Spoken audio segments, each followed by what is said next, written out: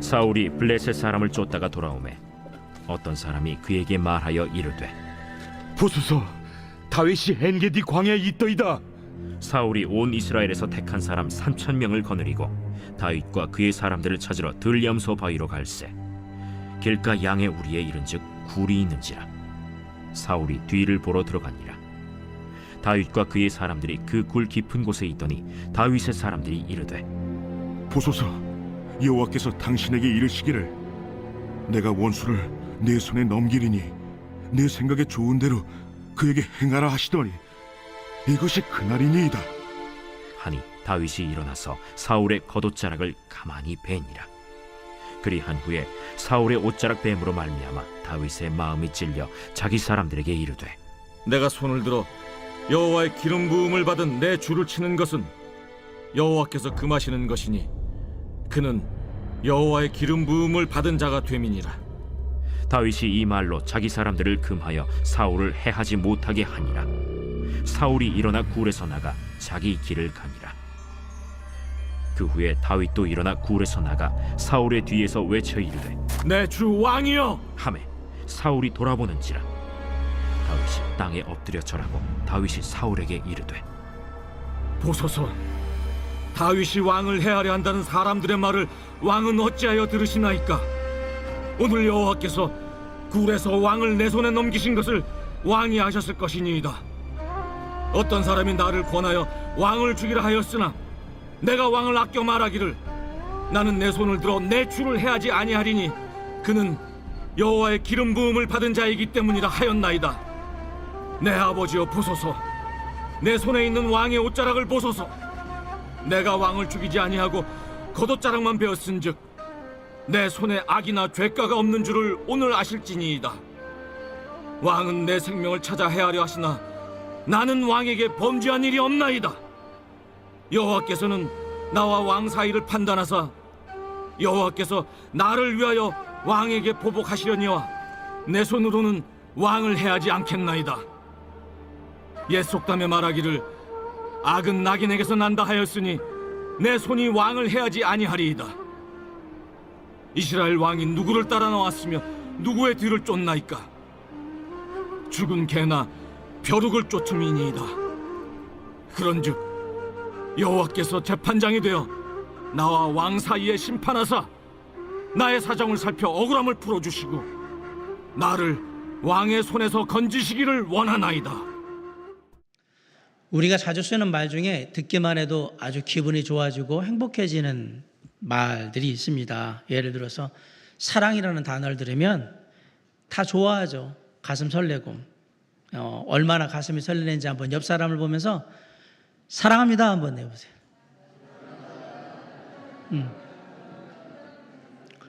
혹시라도 사랑합니다 옆 사람이 했는데 나는 덜 사랑받은 것 같다 그러면 다시 한번 사랑한다고 얘기해달라고 해주시기 바랍니다.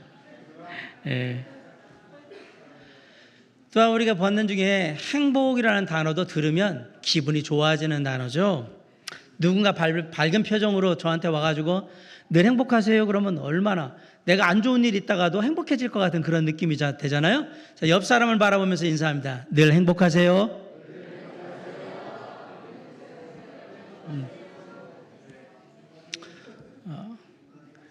이런 말들이 사실 많아요. 뭐 감사합니다라는 말, 고맙습니다.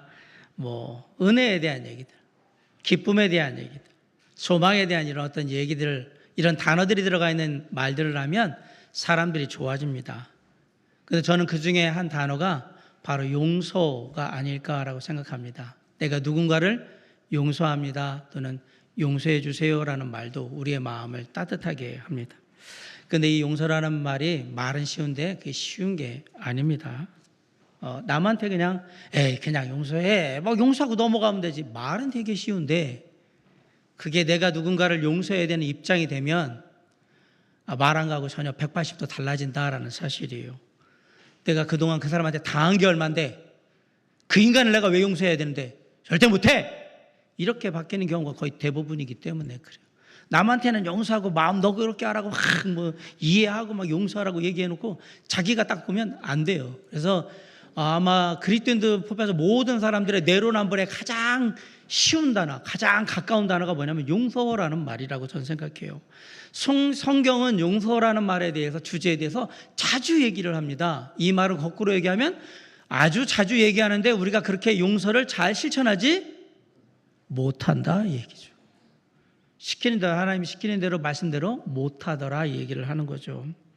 그만큼 용서라는 말은 우리가 입에 담기는 쉽지만 하기는 쉽지 않더라라는 얘기를 하는 거예요. 오늘 본문은 다윗을 통해서 우리에게 용서하는 삶이 왜 필요한지 그 이야기를 우리에게 해주고 있어요. 우리가 아는 다윗은요, 용서의 사람입니다. 사울 왕에게 쫓겨가지고 지금 죽자사자 도망다니고 있잖아요. 그러다가 어디로 가냐면 엔게디라는 지역으로 들어갑니다. 엔게디에는 많은 동굴들이 있었고요. 물도 많이 있어서 나름 그냥 사는데 어렵지는 않았어요.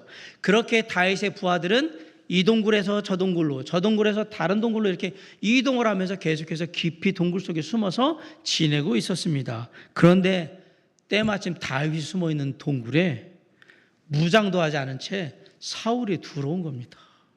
3절에 보니까 뒤를 보러 들어왔다라고 되어 있는데, 뒤를 보러 들어왔다는 얘기는 용변 보러 들어왔다는 얘기는요, 큰일 보러 들어왔다는 얘기입니다. 왕의 체면이 있으니까 이 지역에 허허벌판에 그냥 맨 땅에 가가지고 볼일 볼 수는 없는 일이니까 내가 저기 동굴에 들어가서 일 좀 보고 나올 테니까 기다려라. 그러고서 들어온 동굴에 누가 있었냐면 다윗과 다윗의 부하들이 있었던 거예요. 근데 여러분, 우리가 동굴에 들어가봐서 다 알지만 밝은 데 있다 어두운 데 들어가면 하나도 안 보여요. 그 안에 누가 있는지 알 수가 없어요. 그럴 때는 한참 어두운 데 적응을 해야 그 다음에 이렇게 조금씩 보이기 시작하잖아요. 반대로 어두운 데 계속 있던 사람들은 밝은 데서 움직이는 것을 금방 알아채립니다. 다 안 거예요. 누가 들어오는데? 지금 저 누군데? 놀랍게도 무장도 해지 않은 채 아무도 데려오지 않고 사울 혼자 다윗이 있는 동굴로 들어오리라는 상상을 하지를 못했을 겁니다. 자, 이제 사울 왕을 처치할 수 있는 가장 절호의 기회가 다윗에게 왔어요. 그러자 다윗의 부하가 얘기하는 거예요. 이거의 원수를 처치할 수 있는, 죽일 수 있는 절호의 기회가 왔습니다 라고 얘기를 해요. 4절에 한번 보시죠. 다 같이 시작. 다윗의 사람들이 이르되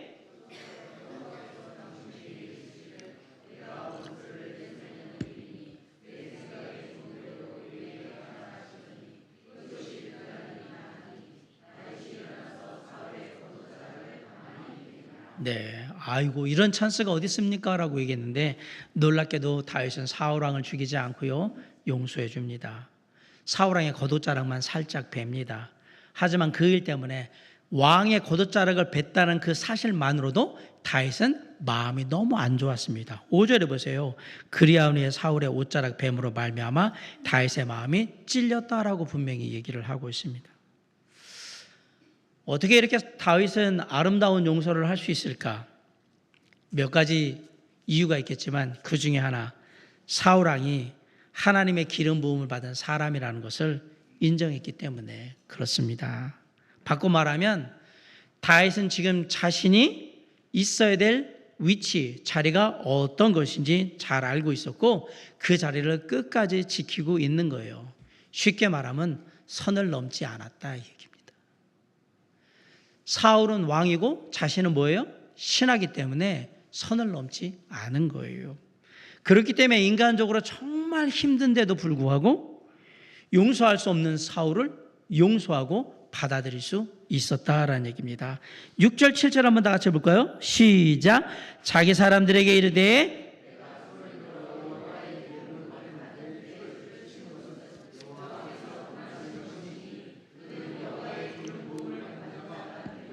(7절)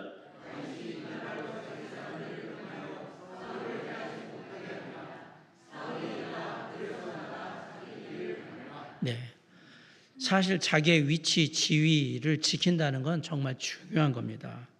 하나님은 자신의 위치, 지위를 지키지 않는 것을 때때로 불순종이라고 말하기도 했고요, 때때로 그런 심한 불순종의 모습을 죄악이라고 말씀하시기도 하셨습니다. 우리 사회의 많은 비극들은 자신이 있어야 될 그 위치를 지키지 않고 벗어났기 때문에 일어나는 일들인 겁니다. 우리는 우리가 지켜야 될 자리를 지키지 않을 때 어떤 일이 일어나는지를 잘 알 수 있습니다. 우리가 가끔 가다가 저도 이용하는데 고속철도 KTX를 이용하잖아요. KTX는 시속 300km가 넘는 속도로 달리는 고속 기차예요. 가장 빨리 달 때는 시속 350km가 넘어요. 그런데 KTX 기차가 그렇게 빨리 달림에도 불구하고 안전한 이유는 자신의 위치인 선로 위에 그대로 있기 때문에 그렇게 빨리 가도 안전하고 편안한 거예요. 그런데 만약에 시속 300km 달리는 KTX 열차가 자신이 있어야 될 선로가 아니라 선로를 벗어나면, 탈선을 하게 되면 어떤 일이 벌어질까 한번 생각해 보세요. 아마 그날 뉴스 속보로 KTX 선로에서 이탈해가지고 탈선해가지고 수백 명의 사상자가 났다는 게 그냥 나올 거예요. 시속 300km에서 벗어나가지고 어디에 이렇게 딱 처박힌다고 한번 생각해, 떨어진다고 한번 생각해 보세요. 그 물 위에 올라가다 다리에다가 떨어지면은 다 죽는 거예요, 그냥. 자신의 자리를 지키는 게 그만큼 중요한 겁니다. 우리가 루시퍼라는 사탄 마귀에 대한 얘기를 합니다. 원래 사탄은 천사들의 리더 중에 하나였습니다. 하나님을 섬기는 천사들 리더가 몇이 있는데 그 중에 하나가 사탄이에요. 그런데 유다서 6절에 보면 뭐라고 얘기하냐면, 또 자기 지위를 지키지 아니하고 자기 처소를 떠난 천사들을 큰 날의 심판까지 영원한 결박으로 흑암에 가두셨다라고 얘기하고 있어요. 자기 지위를 지키지 아니하고 자기 처소를 떠난 천사들이 있단 말이에요. 있어야 될 때 있지 않고 벗어난 거예요. 그리고 벗어나서 뭘 했냐면 하나님과 같이 되려고 하나님께 도전을 했어요. 이걸 우리는 타락이라고 하죠. 그 타락한 그 영들의, 악한 영들의 우두머리를 사탄이라고 하고 나머지 천사들은 귀신이 되었던 거예요.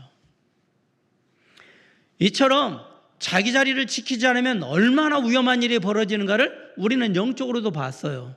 반대로 얘기하면 자신이 있어야 될 그 위치를 지키는 것은 정말 중요한 일이다라는 사실이에요. 제가 설교하면서 누차 말씀드립니다. 남편은 남편의 위치를 지켜야 하는 겁니다. 아내는 아내의 위치를 지켜야 되는 겁니다. 부모는 부모의 위치를 잘 지켜야 되는 거고요. 자녀는 자녀의 위치를 잘 지켜야 되는 겁니다. 그래야 가정이 평안하고 행복하게 되는 거예요. 자기 자리를 지켜야죠, 자기 자리를. 위정자들이나 기업인들은 자신에게 맡겨진 그 위치에서 그것들을 잘 감당해야 되는 거예요. 직장인 근로자들도 마찬가지로 자기에게 주어진 역할과 그 위치를 잘 지키셔야 합니다. 군인, 경찰은 말할 것도 없습니다. 교사와 학생도 마찬가지예요. 지키게 해야 해요. 제가 제천에서 청소년 사역을 할 때 학기 초가 되면 개강 예배를 3월에 드리는데, 첫 개강 예배에서 아이들이 모이면 무조건 제일 먼저 하는 설교가 뭐냐면 선생님께 존경의 마음으로 예의를 다하라고 가르쳐요. 잘하건 못하건에 상관없이. 왜? 네가 선생님의 그 쉽게 말하면 권위를 무시하고 마음대로 하게 되는 그 순간 너는 망하게 될 거라고 제가 얘기해요. 주어진 권위를 무시하는 순간에 네가 세상에 나가면 다른 걸 하겠냔 말이에요. 안 되거든요. 그래서 아이들에게 그렇게 교육했고요. 놀랍게도 예수 믿지 교회 다니지 않는 교사분들 중에 저한테 와서 참 교회 다니는 애들은 참 잘하는 것 같아요. 그러면서 늘 겸손하게 공손하게 인사하고 태도 예의 바르고, 애들이 저기 이런 거 있잖아요. 꼰대 온다 그러고 욕하고 막 이렇게 별명을 부르는데 절대 별명도 부르면 안 된다. 선생님들 별명으로 부르는 거 아니야. 그분은 가르치는 권위를 가진 분이 있기 때문에 그렇게 하면 안 된다고 가르쳤거든요. 최소한 신앙생활하는 아이들은 그렇게 하면 안 되거든요. 그렇게 가르쳤더니 그런 부분에 대해서 고맙다고, 잘 가르쳐줘도 감사하다고 저한테 얘기하신 그런 선생님들도 있었어요. 모두가 각자의 있어야 될 위치에만 제대로 있으면 모든 게 제대로 다 돌아가게 되어 있습니다. 그걸 벗어나니까 문제가 되는 거예요. 그럼 교회에도 각자의 위치가 있습니다. 어떤 교회가 건강한 교회냐? 자기 있어야 될 자리에 있는 교회가 건강한 자리예요. 이게 건강한 교회예요, 건강한 교회. 저는 담임 목사라도 그냥 담임 목사의 위치를 잘 지키고 있으면 되는 겁니다. 우리 집사님들은 집사님들로의 위치를 잘 지키고 계시면 되는 겁니다. 목자나 교사들은 내게 맡겨진 목자나 교사들의 역할을 감당하면서 그 위치를 잘 지키고 있으면 됩니다. 당연히 성도는 성도로서 해야 할 일을 하면서 자신의 위치를 잘 지키면 돼요. 그런 교회가 건강한 교회예요. 그런 교회가 좋은 교회예요. 서로 자신의 위치를 잘 알고 있고 잘 지키면 모든 게 다 정상으로 돌아간단 말이에요. 그런데 다윗은 어떻게 자신의 위치를 잘 알고 지킬 수 있었을까? 그것은 하나님이 세우신 권위와 질서를 존중했기 때문에 된 거예요. 아까도 말씀드렸잖아요. 사울은 왕이고 나는 그의 신하라는 위치를 그대로 지키고 있는 거예요. 다윗은 생각했어요. 사울은 하나님이 택하셨고 하나님이 기름 부으셨고 하나님은 왕으로 삼으신 분이에요. 그 하나님의 권위와 질서를 인정하고 존중하는 거예요. 사실 어느 순간부터는 다윗이 사울보다 모든 면에서 다 뛰어났어요. 그럼에도 불구하고 다윗은 하나님이 세우신 질서와 권위를 끝까지 존중해 주는 거예요. 10절 한번 보세요. 우리 한번 읽어볼까요? 시작. 오늘 여호와께서 굴에서 왕을 내 손에 넘기신 것을 왕이 아셨을 것이니이다.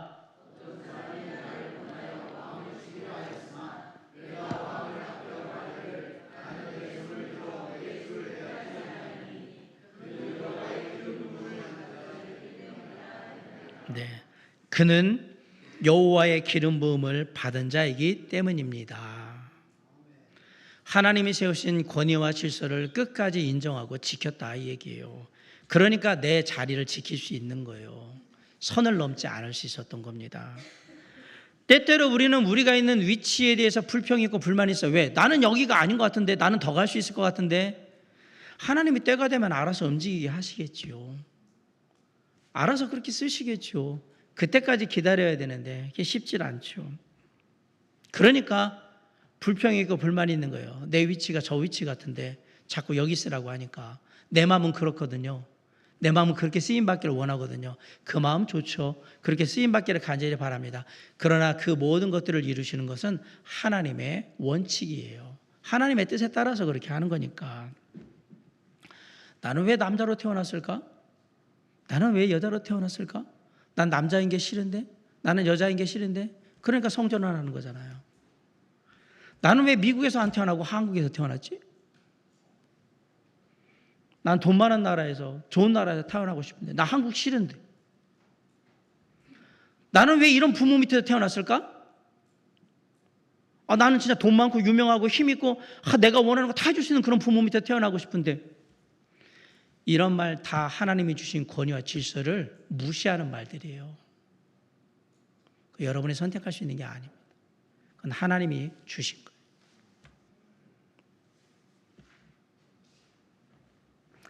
우리 자매님들, 여러분은 여자로 태어난 게 행복하십니까?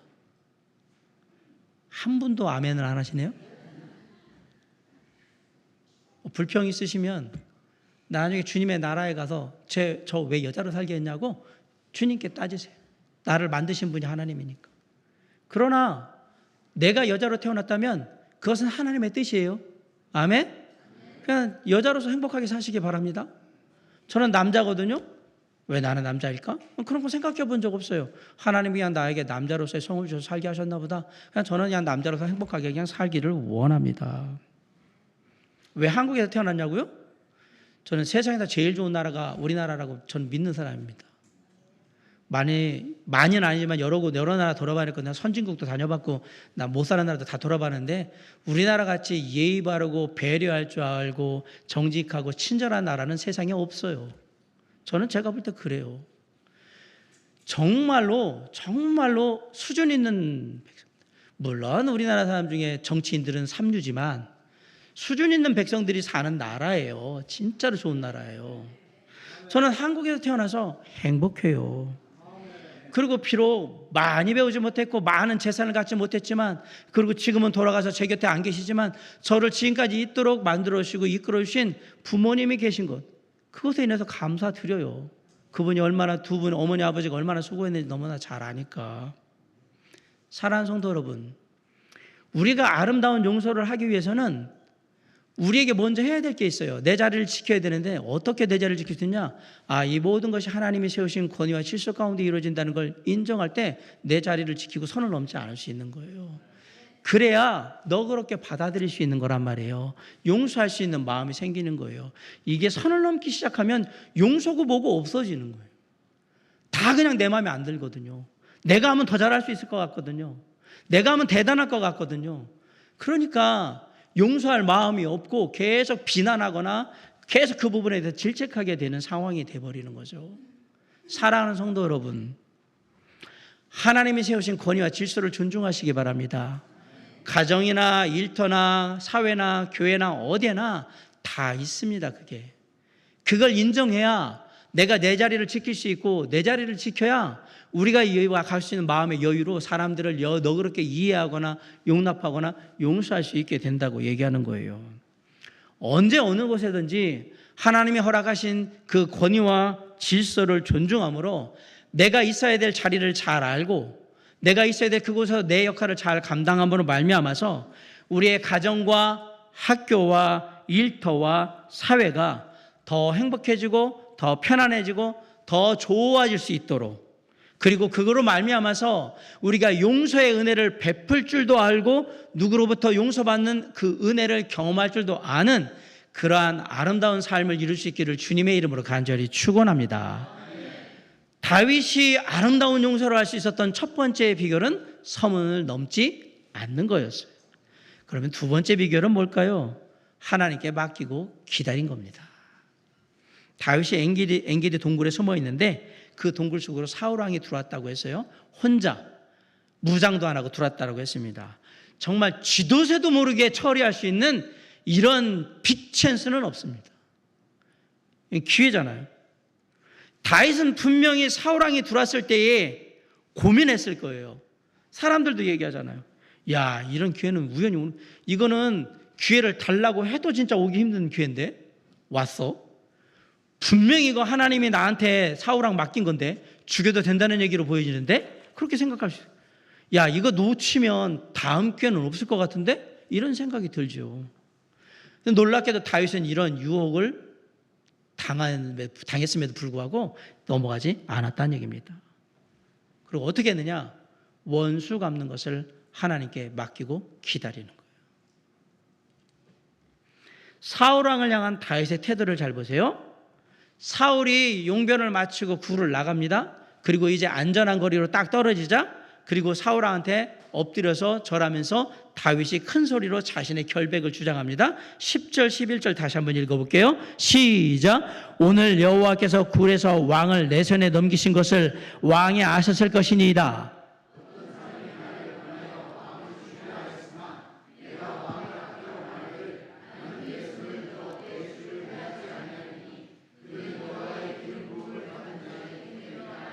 (11절)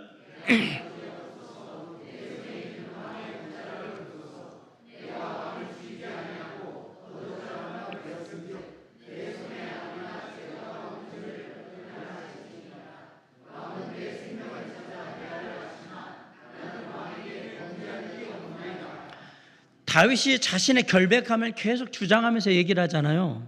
근데 이 다윗의 얘기를 쭉 보면 얼마나 하나님에 대한 생각이 깊은지를 알 수 있어요. 모든 기준은 다 하나님의 말씀이에요. 하나님의 뜻이 기준이라는 걸 알려주잖아요. 다윗의 말과 기준에는 항상 하나님이 담겨 있는 거예요. 다윗은 자신이 머물고 있는 굴에 사울 왕을 들여보낸 게 누구라고? 하나님이라고 믿어요. 그런데도 불구하고 사울 왕을 해야지 않은 것은 하나님의 뜻이 그게 아니라는 것도 믿는 거예요. 그리고 아무리 이곳에 이렇게 들어왔지만 이분은 하나님이 처리하기 전까지는 나의 왕이에요. 하나님이 기름 부은 자라고 생각하고 있는 거예요. 6절 10절에 계속해서 여호와의 기름 부음 받은 자라고 얘기하잖아요. 그러면서 계속해서 자기 결백을 주장합니다. 우리 12절 한번 봅시다. 시작. 여호와께서는 나와 왕 사이를 판단하사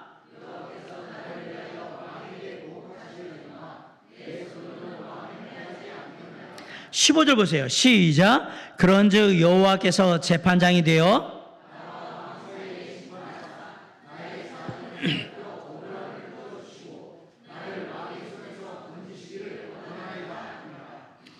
놀랍게도 다윗은 위기에 빠지면 빠질수록 더욱더 하나님을 믿고 의지하고 있습니다. 12절에서는 모든 상황을 판단하시는 분이 누구다? 하나님이시라고 얘기하고요. 15절에서 보면 모든 일을 심판하시는 분도 결국 누구다? 하나님이라고 얘기하고 있잖아요. 나의 모든 상황들 하나님이 다 알고 계시고 때가 되면 하나님이 알아서 심판할 거라고 지금 믿고 있잖아요. 그러면 다윗이 사울왕한테 얘기하는 거예요. 지금 이거 제가 진짜 억울하게 쫓기고 있는 겁니다. 그리고 저 막 따라다니고 이렇게 하는 건 하나님의 뜻에 맞지 않습니다. 결국 그래봐야 남는 게 없고요. 이렇게 해서 잘못하면 하나님의 뜻에 반대되기 때문에 하나님이 심판하게 됩니다 라고 얘기하는 거예요. 다윗은 사울에게 저는 진짜 당신을 어떻게 하고 싶은 마음이 없어요. 당신이 나를 죽이려고 해도 저는 다 용서하고 다 받아들일 마음이 있습니다라고 진심을 얘기하는 가운데 하나님의 뜻에 계속해서 반하는 행동을 하게 되면 언젠가 하나님이 심판하실 겁니다라고 경고하고 있는 거예요. 블레셋의 장수 골리앗을 죽인 때부터 지금까지 다윗의 마음속에 하나님을 믿고 의지하는 그 태도는 변함이 없습니다. 계속 똑같은 거예요. 그러니까 다윗은 그런 하나님을 믿으니까 사울을 용서할 수 있는 거예요. 내가 어떻게 안 해도 하나님이 모든 상황을 아시고 하나님의 때가 되면 알아서 처치하실 거라고, 처분하실 거라고 믿는 거예요. 그러니까 하나님께 맡기고 하나님이 알아서 하실 거야. 하나님이 기름 부음 부으셨으니까 하나님이 합당하지 않다고 생각하면 하나님이 알아서 하실 거야 라고 그냥 믿고 있는 거예요. 그래서 어떻게 됐어요?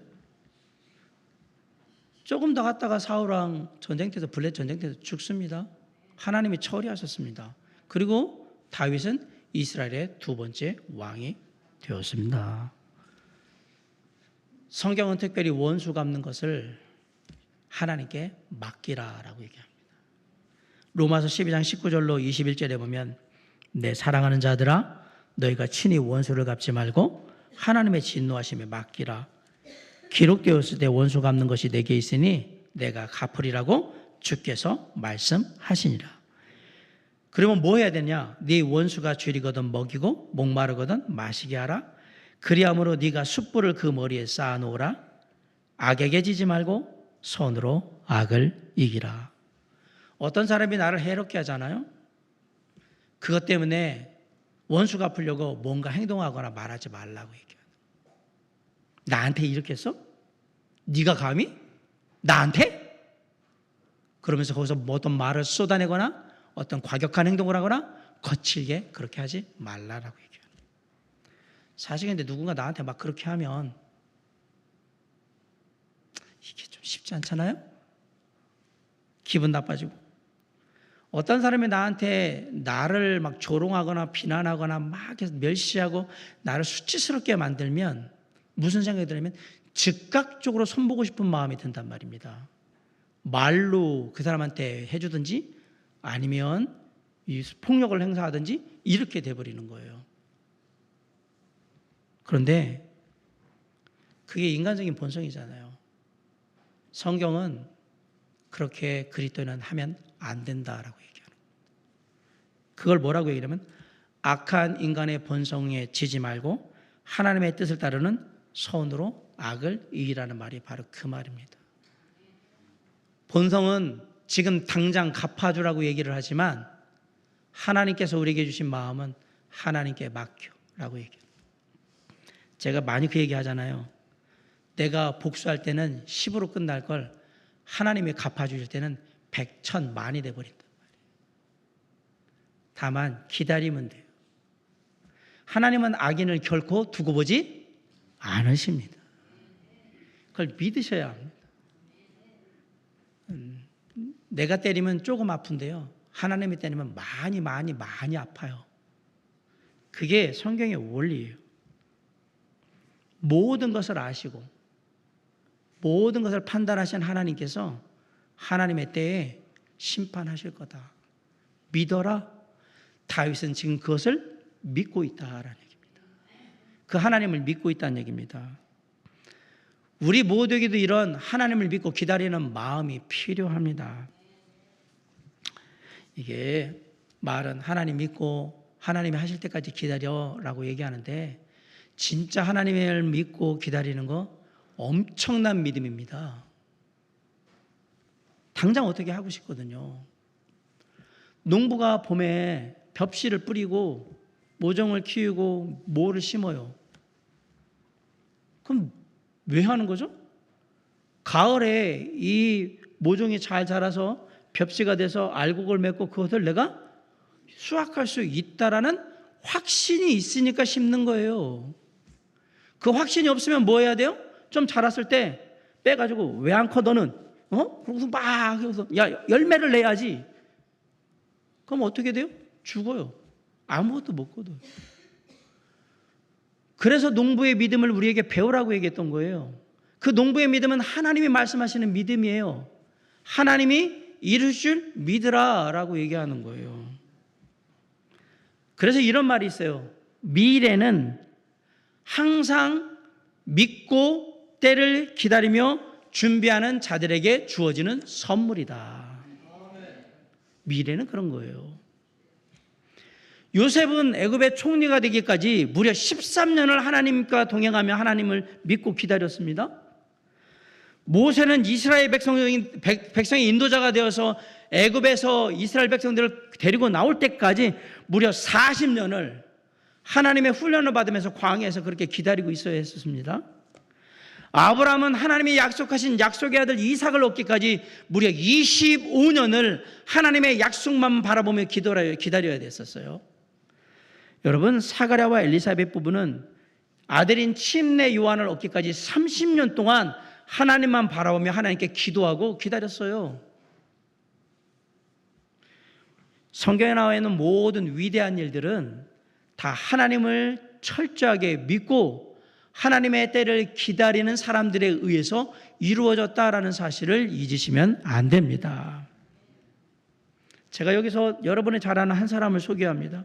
1818년 9살 때 어머니 사망, 15살 누나 사망, 23살 때 사업 실패, 24살 때 주의 의원 낙선, 25살 때 사업 실패, 1834년 주의 의원 당선, 27살 때 첫 애인 사귀던 여자가 죽었어요.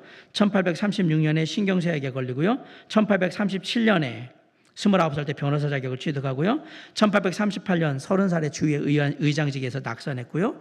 1840년에 32살 때에 대통령 선거인단에서 낙선했습니다. 1844년 34살 때 결혼을 했고요.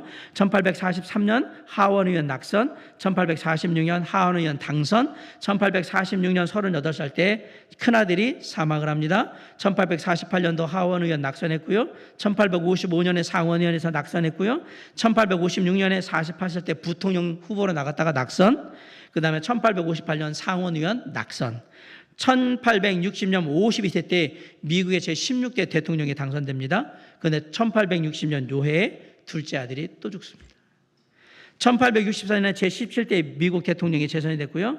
1865년에 남북전쟁 종전을 선언하고요. 암살당해서 총 맞아가 총격에 사망을 합니다. 이 사람이 누굽니까? 미국인이 가장 존경하는 인물 1위 아브라함 링컨입니다. 대통령입니다. 아브라함 링컨 대통령은 신실한 하나님의 사람입니다. 이 실패할 때마다 사람들이 어떡하냐고 그럴 때 하나님의 때가 아닌가 봅니다. 하나님의 때를 기다려야 되죠. 이렇게 얘기합니다. 하나님이 기회를 허락하실 때까지 믿고 기다리고 기다릴 줄 알고 마침내 위대한 미국의 대통령이 돼서 노예 해방을 시킨 위대한 하나님의 사람이 되었죠. 그래서 전 세계 사람들이 존경하는 그런 사람이 된 거예요. 아까도 말씀드렸지만 용서라는 말은 그리 말하기 쉬운 말은 아니에요. 사실 말은 쉬워요. 용서해줘. 네가 먼저 용서해. 이건 말은 정말 쉬워. 그게 내게 될 때 내가 해야 되는 입장이 되면 아예 다르다 얘기를. 특별히 내 마음에 지금 용서하지 못하고 막 분노에 차서 뭔가 지금 해버리고 싶은 마음이 막 있는데 그걸 억누르고 절제하고 누군가를 내가 하나님의 마음으로 하나님의 말씀을 따라서 내가 용서해야지, 이건 더더욱 힘든 일입니다. 아울러서 언제 하나님 그럼 내 대신 원수를 갚을 건데, 이게 알지를 못하고 내가 한 달 후에 1년 후에, 하나님 그렇게 얘기 안 하시거든요. 내가 알아서 할 테니까 나한테 막, 언제요? 저는 일주일밖에 못 줍니다. 우리 마음이 그렇잖아요. 저는 한 달 안에 끝내기 원합니다. 그렇잖아요. 아니면 내일 안으로 어떻게 됐으면 좋겠습니다. 이렇게 우리는 기약 없이 기다리는 걸 힘들어하는 그런 사람인데, 어떻게 그것도 나한테 잘못하고 악한 짓을 한 사람의 원수 갚는 건데 뭐 그냥 믿고 기다려? 이게 어떻게 되냔 말이에요. 이게 진짜 힘든 일입니다. 그걸 기다린다는 자체가.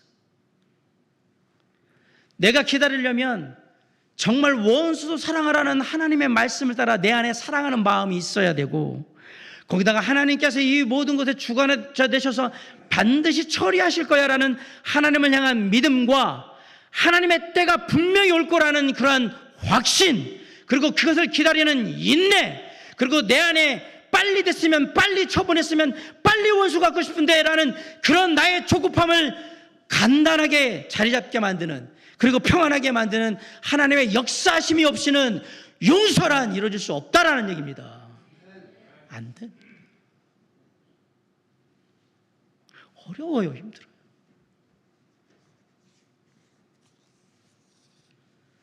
다윗은 안 죽이고 싶겠어요? 죽이면 내가 왕인데? 내가 죽음의 공포로부터 벗어날 수 있는 가장 좋은 찬스가 왔는데? 이건 한 주먹거리도 안 되는데? 그냥 바로 죽일 수 있는데? 하나님 아시옵나니 하나님의 때에 하나님이 처리해 주십시오. 이게 얼마나 어려운 일이냔 말이에요. 제가 아까 아브라함 링컨 얘기를 했습니다. 링컨 대통령이 우리에게 용서에 대한 아주 놀라운 모습을 보여줍니다. 링컨 대통령은 공화당원입니다. 그런데 링컨 대통령을 가장 경멸했던 정치인이 민주당 소속의 법무장관이었던 에드윈 스탠튼이라는 사람이었어요. 이 사람이 어떤 사람이냐? 링컨 대통령이 뭐 정책을 발표할 때마다 맹 비난을 하면서 그런 것도 정책이라고 했냐고 막 욕이란 욕은 다 했던 사람입니다. 링컨이 대통령이 되자 뭐라고 얘기했냐면, 링컨이 대통령이 된 것은 미국의 국가적인 재난이라고 얘기했어요. 거기다가 링컨 대통령에 대해서는 단 한 번도 의회에서 이름을 부른 적이 없어요. 그 사람이라고 했어요. 그 사람. 지금 이러면 끌려가요. 국회의원이 만약에 그 사람 잃어버리면 대통령이 명예훼손 이렇게 끌려갈지도 몰라요. 그럼 뭐라고 불렀냐? 링컨을 향해서 저급하고 교활한 어릿광대 같은 놈이라고 불렀어요. 그리고 깡마르고 무식한 놈이라고 불렀어요. 대통령을 향해서. 그리고 링컨에게 별명을 하나 붙였습니다. 오리지널 고릴라. 오리지널 고릴라라고. 링컨이 이렇게 보면 구레나루 이렇게 돼 있잖아요. 얼굴도 깡마른 채. 고릴라라고, 고릴라. 한 번은 미국의 동물원에 필요해서 아프리카에 고릴라를 잡으러 갔던 탐험가들이 갔다 돌아왔거든요. 그 소식을 들었어요. 그 두차일로라는 탐험가 갔다 온 그 소식을 듣고 이 스탠튼이 뭐라 그러면, 참 사람들 어리석은 짓을 했다고 그랬어요. 뭐라 그러냐면, 미주리주 스프링필드에 가면 우리가 쉽게 고릴라 한 마리 잡을 수 있는데 왜 거기까지 가서 고릴라를 잡고 난리냐고 그랬어요. 미주리주 스프링필드에 있는 고릴라가 누구냐면 아브라함 링컨을 얘기한 겁니다.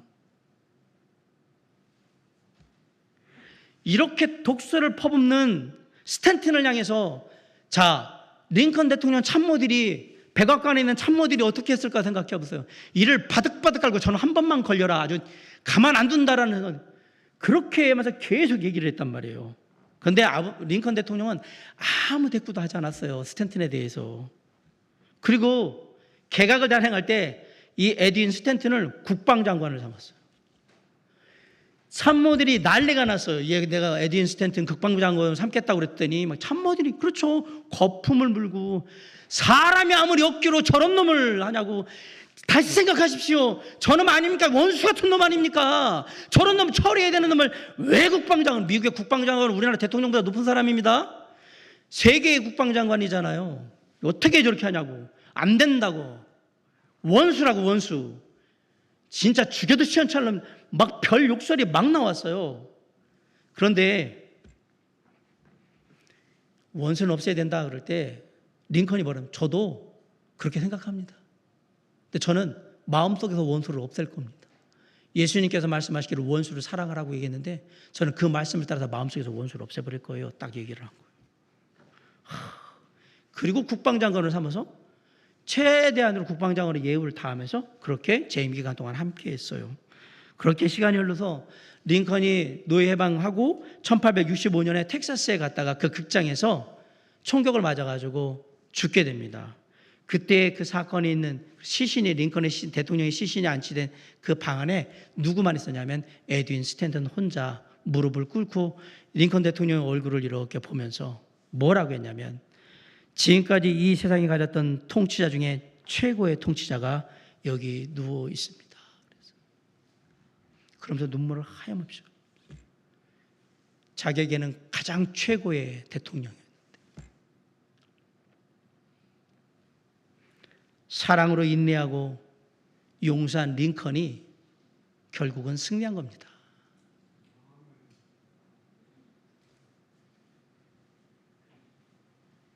사랑하는 성도 여러분,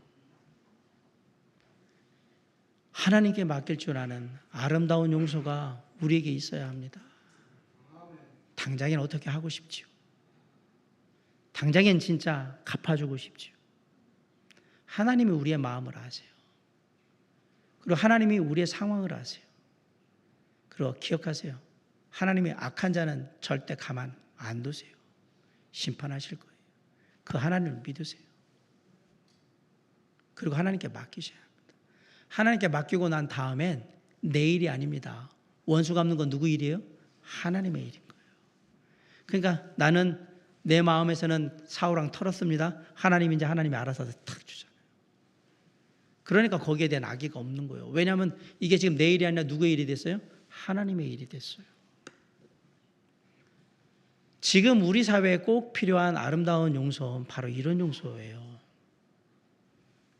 남편과 아내 사이에, 부모와 자녀 사이에, 형제와 형제, 자매와 자매 사이에, 친한 친구들 사이에, 직장의 동료들 사이에, 이웃들 사이에 하나님께서 우리의 모든 형편을 아시고 그리고 그에 따라서 하나님의 때에 알아서 처분하실 거라는 하나님을 믿고 너그럽게 용서할 줄 아는 그 마음이 지금 우리에게 필요한 겁니다. 그렇게 되면 이 땅이 조금 더 따뜻한 사회가 되지 않을까요? 그리고 조금 더 은혜로워지지 않겠습니까? 조금 더 행복한 모습이 되지 않겠습니까? 지금 우리에게 필요한 용서는 바로 그런 용서라고 오늘 다윗이 하나님의 말씀을 통해서 우리에게 얘기합니다. 사랑하는 성도 여러분, 선을 넘지 말아야 됩니다. 그걸 하나님을 믿고 하나님께 맡김으로 말미암아 하나님의 처분을 기다릴 줄 알아야 됩니다. 그래야 우리가 아름다운 용서로 하나님이 원하시는 모습으로 우리의 삶을 보여줄 수 있기 때문에 그렇습니다. 하나님이 다윗을 통해서 보였던 아름다운 용서를 통해서 우리가 조금 더 밝고 건강한 가정을 이루고 또한 정말 학교를 이루고 그다음에 직장 일터를 이루고 또 이웃과 사회를 이름으로 우리를 통해서 이 사회가 좀 더 좋아질 수 있기를 주님의 이름으로 간절히 축원합니다. 주님의 이름으로 주님의 마음으로 아름다운 용서가 지금 이곳에서부터 나로부터 시작될 수 있기를 주님의 이름으로 간절히 축원합니다. 기도하시겠습니다.